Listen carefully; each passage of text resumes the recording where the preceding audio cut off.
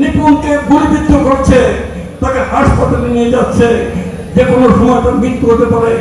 আমি এই খবরটা পেলাম, আমি ঢাকা থেকে কুয়াকাটা মিটিংয়ে আমি প্রধান অতিথি, আমি বিনাটোড়ার মাগুরার মাঝখানে আসা মাত্র খবর আসলো যে নিপুণ গুলিবিদ্ধ মাথায়, তাকে দ্রুত হাসপাতালে নিয়ে হচ্ছে এবং তাকে তার এই অবস্থা। আবার বিপুণরা যখন মাগুরায় মিছিল করে তখন রাজপথে ওই স্বেচ্ছাসেবকের স্বেচ্ছাসেবক দলের সন্ত্রাসীরা সেখানে অনেকেই ছিল, এই গোয়েন্দা ছিল, ওই দায়িত্ব ছিল, ওই মনোর ছিল, অনেকেই ছিল।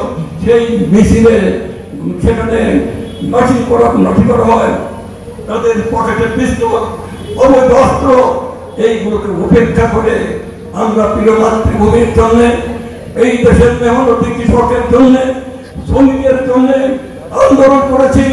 এখন থেকে বহু আগে এই মাঠে আমি বলেছিলাম যে আমি আন্দোলন করতে করতে আমি যদি মৃত্যুবরণ করি, অন্যায়ের বিরুদ্ধে, দুর্নীতির বিরুদ্ধে আমি লড়াই করে যাব। আমার মৃত্যু তারা আন্দোলন করবে। আজ সেটা সেই কথাগুলো রেখেছে। আজকে দেবাশীর বিচারপতি হয়ে গেছে, মিঠুন লড়াই আন্দোলন করছে, আমার সন্তান নিপুণ লড়াই আন্দোলন করছে। আমাদের সবচেয়ে বড় আমার প্রিয় মাতৃভূমি, কারণ মা এবং মাতৃভূমি জননী জন্মভূমিষ্ঠ সরকার যদি করিবসী। মা এবং মাতৃভূমি স্বর্গের চেয়েও বেহেশতের চেয়েও বড়। আমরা সেই মাতৃভূমির সেবা করি, আমরা মানুষের সেবা করি, মানুষের কাজ করি। আজকে সেই 16 বছরের লড়াই সংগ্রাম, আর আমাদের দেশের তরুণ তারা ছাত্ররা, ঢাকা বিশ্ববিদ্যালয় এবং পাবলিক বিশ্ববিদ্যালয়ের ছাত্রছাত্রীরা তারা প্রতিজ্ঞা নিয়ে নিল যে ফাঁসিবাদের লাগাম টেনে ধরতে হবে, এই ফাঁসিদেরকে দেশ থেকে উৎখাত করতে হবে। তারা একটি নরম কর্মসূচি নিয়ে নির্ধারিত সিদ্ধান্ত নিয়ে মাঠে নামলো, কোটা সংস্কার আন্দোলন। হঠাৎ বলে উঠল আমরা মুক্তিযোদ্ধাদের ভাতা দেবো না, কোটা দেবো না, তবে ওই রাজাকারের উদ্যোগ দেবো। অমনি স্লোগানে ফেটে পড়লো বিশ্ববিদ্যালয়গুলো যে কে রাজাকার, তুই রাজাকার, আমি রাজাকার, কে বলেছে স্বৈরাচার। তারা এই শুরু করলো, তারা বিশাল বিশাল মিছিল বের করলো, তার সাথে আমাদের ছাত্র জনতা মিশে গেল। এই মিছিলে প্রথমে পুলিশ গুলি চালালো, তারা কয়েকজন আহত হলো, নিহত হলো, তার কমপ্লিট শাটডাউনের ডাকলো সারা বাংলাদেশে। এরপরে তারা আরো তীব্র হয়ে উঠলো। এই তীব্রতম আন্দোলনের মুখে শেখ হাসিনা আবার গুলি চালালো। তারা রাষ্ট্র সংস্কারের কথা বললো। এখন কোটা সংস্কার নয়, আমরা রাষ্ট্র সংস্কার চাই, রাষ্ট্রের রূপান্তর চাই, পরিবর্তনের সাথে রূপান্তর চাই। এরপরে যখন এক করে গুলি করছে, এক পর্যায়ে পুলিশ কমিশনার, হোম মিনিস্টার তৎকালীন তাকে বলছে, হোম মিনিস্টার বলছে, প্রাইম মিনিস্টার বলছে, ওই ছাত্রদের ওই জনতাকে দেখা মাত্র গুলি করো।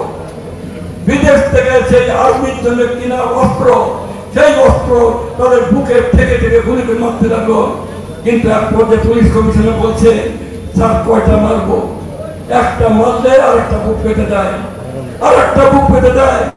ওই ঢাকা বিশ্ববিদ্যালয়ের ছাত্রী একটা মেয়ে, সে আপনার 17 বছর বয়স, সে বলছে যে বুকের ভিতর উঠছে জ্বর, বুক পেতেছে, গুলি কর। কত গুলি করবে?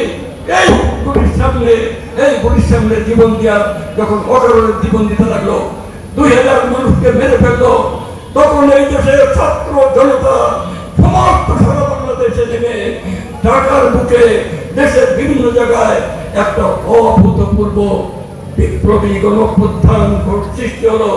এই গণঅভ্যুত্থানের মাঝে শেখ হাসিনা পালিয়ে গেল, তার মন্ত্রীরা পালিয়ে গেল, তার সব এমপিরা পালিয়ে গেল, তার উপজেলা চেয়ারম্যানরা পালিয়ে গেল, তার ইউনিয়ন চেয়ারম্যানরা পালিয়ে গেল, তার মেয়ররা পালিয়ে গেল। অতএব এই পথশক্তি যতই ষড়যন্ত্র করুক, যারা পালিয়ে গেছে, যারা বাংলাদেশ নিয়ে ছিনিমিনি খেলেছে, এই অপশক্তি ফাঁসিটা আর কোনদিন বাংলাদেশের মাটিতে আসবে না, আসবে না, আসবে না। আমরা আমাদের পার্টি, আমাদের নেতা ভারপ্রাপ্ত চেয়ারম্যান তারেক রহমান, আমাদের মাথার উপরে নেত্রী বেগম খালেদা জিয়া, যাকে নির্মম নির্যাতন করা হয়েছে, সেই খালেদা জিয়াকে একটি ঘরের মাঝে বন্দি করে অফিসে 6 মাস আটকে রাখলো। তাকে 1 মাস খাবার দেওয়া যাবে না, খেতে দিতে পারে নাই। তাকে পিপারে স্প্রে করে তাকে বিস্ফোরক হত্যা করতে চেয়েছিল। আল্লাহর রহমতে বেগম জিয়া বেঁচে আছে। বেগম জিয়ার বাড়ি থেকে টেনে হিসড়ে সেই ক্যান্টনমেন্টের বাড়ি যেটা গভর্নমেন্ট থেকে দিয়েছিল, সেই বাড়ি থেকে তাকে রাস্তায় ফেলে দেওয়া হলো, তার জিনিসপত্র পুড়িয়ে দেওয়া হলো, সেই বাড়ি ভেঙে ফেলে সেখানে নতুন করা হলো। শেখ হাসিনা